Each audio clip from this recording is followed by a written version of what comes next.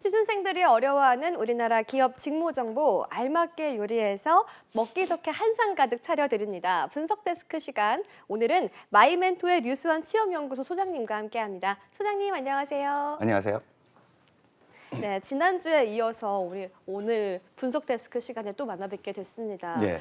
지난주에 예. 분석 데스크에서 은행 지점 직무에 대해서 짚어주셨거든요. 방송 나간 이후에 어떤 질문과 요청이 쇄도했다고 들었습니다. 그 질문은 우리 지원자 취준생분들이 네. 늘 가지고 있는 질문인데요. 예. 지난주에도 이제 질문이 나왔던 게 있어서 제가 그 질문과 함께 이제 소개를 좀 해드리고 그 부분에 대해서 좀 설명을 추가로 더 하려고 하는데 네. 어떤 질문인가 하면 이제 지점에 처음에 배치를 받았을 때 네. 신입행원으로 들어가서 배치를 받았을 때 어떤 직무를 수행할 것이냐. 예. 그 다음에 이제 그 직무가 이동되어지는 그 프로세스, 은행들의 프로세스에 대해서 좀 궁금해하는 그런 분들이 좀 있어서 그런 질문도 실제로 좀 받았고요. 그래서 그 질문과 관련해 가지고 좀 네. 오늘 추가로 이야기해보고 뭐 다른 저축은행이나 뭐 캐피탈이나 이런 쪽도 우리가 또 직무에 대해서 이야기를 해봐야 되는데 예. 오늘만큼은 지난 시간에 이어가지고 조금 더 심도 있는 지점 직무에 대한 이야기를 한번 해볼까 합니다. 사실 지난 시간에 지점 직무에 대해서 알아봤을 때 시간이 짧아서 좀 아쉬웠거든요. 좀 짧았죠? 예, 예. 예. 오늘 좀 구체적으로 예. 은행의 직무에 대해서 예. 알아보는 시간 가지면 좋을 것 같습니다. 예. 먼저 지난 시간 내용을 좀 짚어볼까요? 예, 그 지난 시간에 제가 그 은행들의 지점 직무에 대해서 표를 하나 만들어 드렸습니다. 네. 표를 하나 만들어 드려서 가로축에는 여신, 수신, 여신, 외환 이렇게 놓고요. 예. 세로축에는 개인금융, 기업금융 이렇게 놓았을 때 네. 그 매트릭스 어떻게 여러분들이 그 엑셀 셀 같은 저런 어떤 6개짜리 셀이 나올 텐데 예. 그 개인금융과 수신이 만나면 창구, 상담 창구, 출납, 상품 판매 이런 업무, 이런 직무들이 이제 맞추어지고 예. 예를 들어서 기업금융과 외환이 만나면 그 수출과 수입, 기업금융과 외환이니까 수출, 수입 업무 이런 쪽 업무가 이제 담당이 되어지는데 네. 크게 지점 직무를 가장 단순하게 이제 표시를 해보자면 지금 여러분들 화면에 보고 계신 그 6자리 칸, 그러니까 6가지 그 매트릭스 구조로 지점 직무를 구성해 볼 수 있고 물론 저거보다 좀 더 세분화될 수 있습니다. 예. 근데 간단하게 표시한 거고 저 부분에 대해서 이제 여러분들은 대부분 지점에 가면 어떤 업무부터 시작할 건지 그 다음에 어떤 업무를 경로를 통해서 여러분들이 성장해 갈 것인지 그렇게 뭐 결정되어진다 그렇게 그림이 그려진다 이렇게 봐도 무난할 것 같습니다. 아, 네. 지금 본인은 표로 지금 6가지 직무를 나눠주셨는데요. 예. 그 직무에 대해서 지점상의 인사, 또 지점 경영 마인드, 예. 혹은 업무의 중요도와 난이도에 따라서 달라질 수 있다. 예. 맡게 되는 직무가 달라질 예, 수 예. 있다라는 말씀을 해주셨었는데 예. 이 중에서 그때 업무의 중요도와 난이도에 따라서 이 신입 직원이 예, 어떤 예. 직무를 맡게 될지 달라지겠다라고 예. 말씀해 주셨어요. 예. 그게 인상 깊은데 그거에 대해서 좀 구체적으로 설명해 주세요. 지난 시간에 그 이야기를 하다가 이제 시간이 좀 짧아서 뭐 마무리를 채 못했었죠. 네. 그게 이제 어떤 이야기인가 하면 크게 직무의 중요도하고 난이도라는 이 큰 변수를 만들어 놓고 중요도라고 하는 거는 여러분들이 맡게 될 일이 얼마나 중요한 일인가라고 네. 하는 그 부분이지 않습니까? 그 변수인데 중요하다라는 이야기는 은행원은 이 돈을 가지고 이제 비즈니스를 하는 그 구조이기 때문에 네. 여러분들이 만약에 10,000원에 대해서 영자를 하나 잘못 입력을 시켜서 뭐 10만 원으로 잘못 받거나 예. 아니면 잘못 주거나 하는 이런 사고가 일어났다고 해보죠. 또 반대로 여러분들이 1억을 뭐 받거나 드려야 되는데 고객에게 1억을 드려야 되는데 거기에서 영자를 하나 잘못 입력을 시켜가지고 10억이요? 10억, 와, 10억을 드리거나 받거나 이렇다고 해보죠. 너무 단위 차이가 커지는데요? 예, 영자 하나 차이인데도 불구하고 예. 이게 이제 중요도라고 하는 변수에서 이제 고려되어지는 변수 중에 하나인데 어떤 뭐 잘못된 실수나 이런 일이 있었을 때 얼마나 큰 금융사고 또는 큰 실수로 이어지느냐라고 네. 하는 이런 변수를 가지고 생각하는 게 중요도에 대한 변수고요. 근데 은행에서 지점에 가서 이제 일을 하다 보면 중요도라는 이 변수가 작은 것부터 큰 것까지 쭉 뭐 편차가 크게 벌어져 있습니다. 네.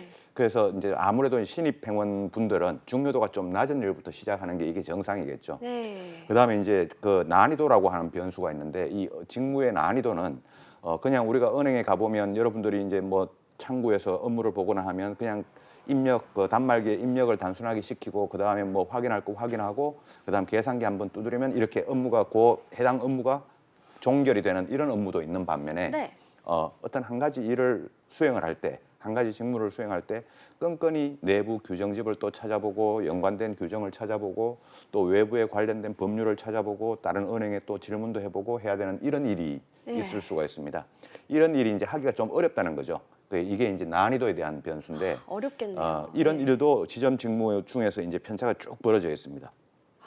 그러다 보니까 이 신입 행원분들은 아무래도 중요도나 난이도가 낮은 쪽부터 이제 스타트를 하는 게 업무를 스타트하는 게 그 지점에서 이제 그 지점 경영을 하는데도 수월할 거란 말이죠.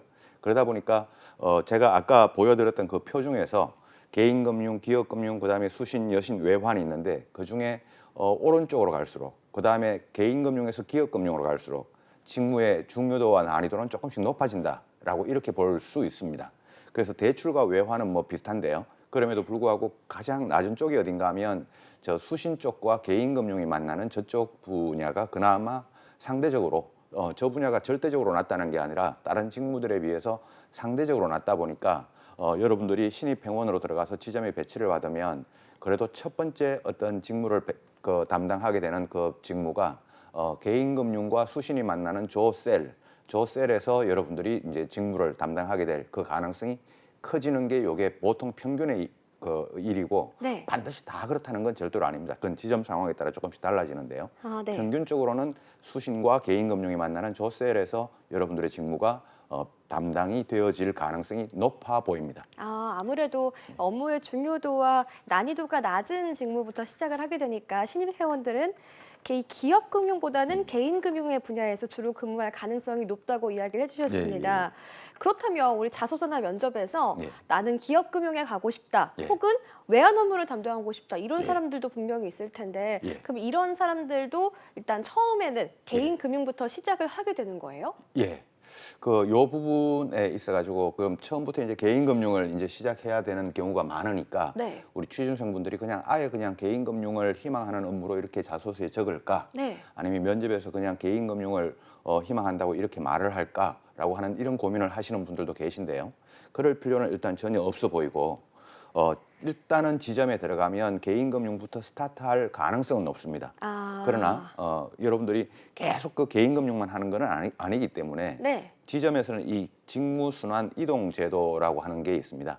이거를 뭐 은행마다 쓰는 용어는 조금씩 다른데요. 네. 이렇게 직무가 순환되어지는 이 이동 경로에 있어가지고 은행에서는 인사적인 관점에서 CDP라고 하는 용어를 씁니다. CDP요? 예, 영어로 CDP라고 하는 용어를 쓰는데 이 CDP가 커리어 디벨롭먼트 패스 또는 프로그램이라고 해서 그 개인의 경력 개발 프로그램을 말하는 용어입니다. 이건 인사 관련된 용어인데요. 이 CDP를 가지고 이제 여러분들이 이제 신입 행원으로 입행을 하면 한 명의 인재를 제대로 된 은행원으로 이제 키워나가는 그런 교육 경력 관리 프로그램을 이제 가지고 있는 거죠. 네. 근데 이 일반 행원 때 신입 행원 때부터 일반 행원 책임자로 승진하기 전에 행원 때는 좀 CDP를 여러 분야에서 근무하는 것을 이제 좀 우선시하는 이런 경향이 은행들마다 있습니다. 그래서 이 CDP 안에는 스페셜리스트와 제너럴리스트라고 하는 이런 개념이 나오는데 네. 제너럴리스트라고 하는 개념은 이 업무도 해보고 저 업무도 해보고 하는 뭐 두루두루 여러 가지 일을 해보되 깊이 있는 일은 해보지 않는 네. 이런 어떤 업무의 스타일을 제너럴리스트라고 하고요. 예. 스페셜리스트는 한 가지 일, 그럼 기업금융이면 기업금융, 외환이면 외환, 수출이면 수출입 이렇게 한 가지 일을 깊이 있게 오랫동안 전문가로 성장하는 이런 프로그램을 스페셜리스트 단계라고 하는데 네. 일반 행원 때 여러분들이 이제 은행에 입행을 해서 행원 때는 보통 이 스페셜리스트보다는 제너럴리스트를 많이 강조를 하는 게 은행들의 현실입니다. 그래서 여러분들이 처음에 들어가자마자 자소서에 아무리 외환, 기업금융 적어도 상관없고요. 처음에 들어가서 수신, 뭐 개인금융 이런 일을 하더라도 얼마든지 이렇게 한 번씩 이동을 통해 가지고 네.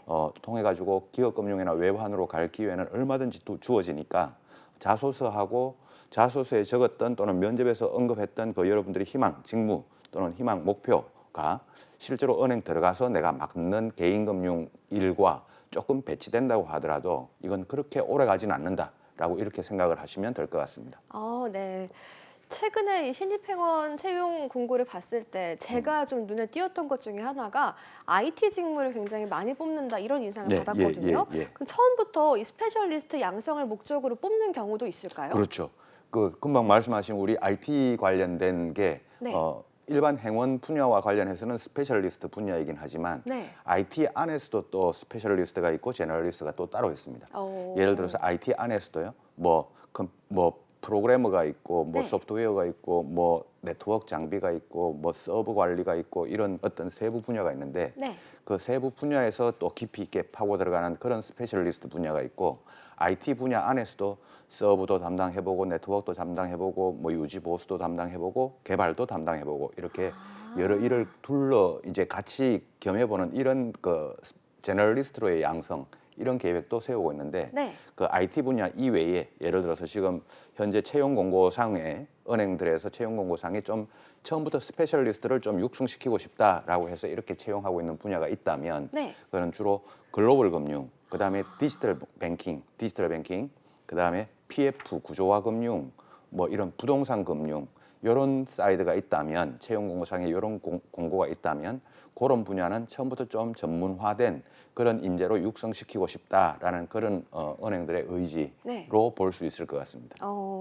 그렇습니다. 지난 시간에도 말씀을 잠깐 해주셨던 것 같은데 그렇다면 신입행원으로 지점에 배치를 받았을 때 본인이 원하는 직무든 원하지 않는 직무든 일단 담당 직무까지 부여가 되고 나면 그 직무는 얼마나 오래 하는지 궁금하다. 또 다음 직무 이동 경로는 어떻게 되는지도 네. 궁금하다. 이런 질문 예, 나왔거든요. 예. 그건 어떻게 될까요? 예, 지난 시간에 제가 짧게 말씀드린 보통 한 2년 정도 같은 동일한 직무를 2년 정도 이상 하게 되면 2년 정도요. 예, 조금 이렇게 매너리즘에 빠지거나 조금 귀찮아지거나 뭐 예. 이런 경우가 이제 생기는 게 우리 은행 문화 속에 있는데요. 네. 근데 이제 보통 상반기 채용, 하반기 채용 이렇게 있을 때 각 지점들은 인사이동이라고 하는 이 시기가 있는데 상반기 인사이동, 하반기 인사이동 하는 그 시기가 있는데 그때마다 지점 직원들에 대해서 직무 이동을 해줄 수 있는 이런 기회가 생깁니다. 요 기회가 생길 때 그때 이제 고참 직원을 또 뭐 기업금융으로 보냈다가 그 기업금융 빠진 그 외환 분야에는 신입행원이 갔다가 또 뭐 비어 있는 직무에는 뭐 또 다른 직원을 이렇게 이동시키는 지점 안에서의 인사이동이죠. 네. 지점 안에서의 인사이동을 할 수 있는 이런 기회가 한 6개월마다 한 번씩 정도는 있습니다. 근데 보통 6개월마다 그럼 한 번씩 내가 직무가 바뀌냐 하면 그렇진 않고 통상적으로 계속 조금 더 오래 하는 게 지점장님이나 어떤 지점 경영의 입장에서 봤을 때는 좀 더 전문성이라든가 어떤 연결성이 좋아지기 때문에 통상 여러분들이 한 가지 일을 맡으면 직무를 네. 맡으면 보통 1년에서 2년 정도는 최소한 한다라고 이렇게 생각을 하시면 좋을 것 같고 예. 그 다음에 여러분들은 충분히 다른 직무로 또 이동할 수 있는 기회가 주어질 겁니다. 그렇군요.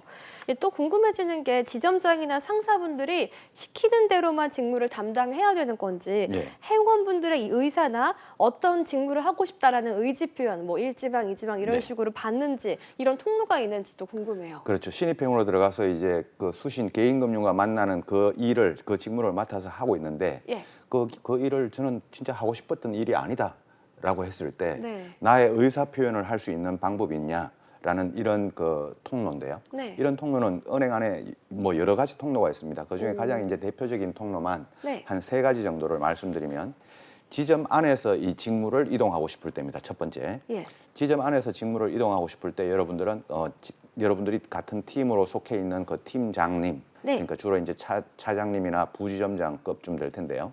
그 팀장님한테 그 상담을 의뢰를 하면서 저는 사실 개인금융 지금 창구 쪽에 앉아서 업무를 보고 있는데 이 업무 말고 저는 외환 업무를 좀 해보고 싶습니다. 라는 이런 이야기를 얼마든지 할 수 있습니다. 네. 그 얼마든지 여러분들이 예의를 갖추어서 이야기를 하면 그 팀장님이나 거기에서 얼마든지 또 지점장하고 상의를 해서 네.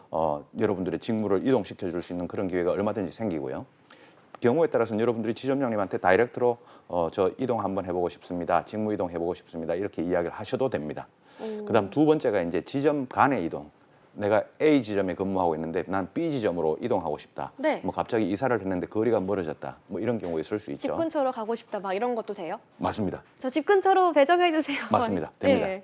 그런 경우도 얼마든지 또 지점장이나 팀장님하고 상의를 할 수 있고 또 특히 인사부에 다이렉트로 이렇게 그 인사 이동을 의뢰하는 이동을 인사이동, 지점 간의 이동을 의뢰하는 네. 이런 경우도 있습니다. 아. 그다음 세 번째가 이제 공모 제도라고 하는 게 있는데, 예. 이건 주로 이제 인사부에서 주로 활용하는 제도인데, 이 인사부에서 공모 제도를 활용하면서 특정 직무, 뭐 부동산 금융과 관련해서 전 직원, 행원들을 대상으로 부동산 금융 공모 풀을 만들겠다 해서 하고 싶은 사람들을 지원하십시오라고 하면 이런 직무 공모 제도에 여러분들이 지원을 하셔서 네. 여러분들이 하고 싶었던 일을 해 나갈 수 있는 그런 커리어도 얼마든지 밟을 수 있는 그런 루트가 많이 있습니다.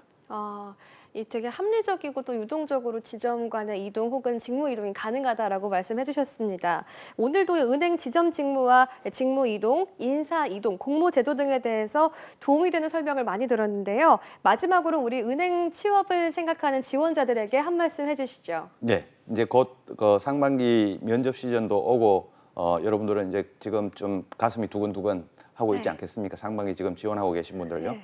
이번 상반기에 꼭 합격하셔서 이번 하반기에 신입 회원으로 배치받아서 여러분들이 원하는 직무로 배치받는지 아니면 다른 데로 배치받는지, 그리고 이 은행에 충분히 그 개방화되고 선진화된 이 인사 시스템을 한번 꼭 경험해 보시기 바랍니다. 네. 이번 연도 은행권 취업의 문이 대폭 넓어졌다고 하니까요. 이번 연도에 꼭 이 취업의 기쁨을 누리셨으면 좋겠습니다. 지금까지 마이멘토의 류수환 취업연구소 소장님과 함께했습니다. 감사합니다. 감사합니다.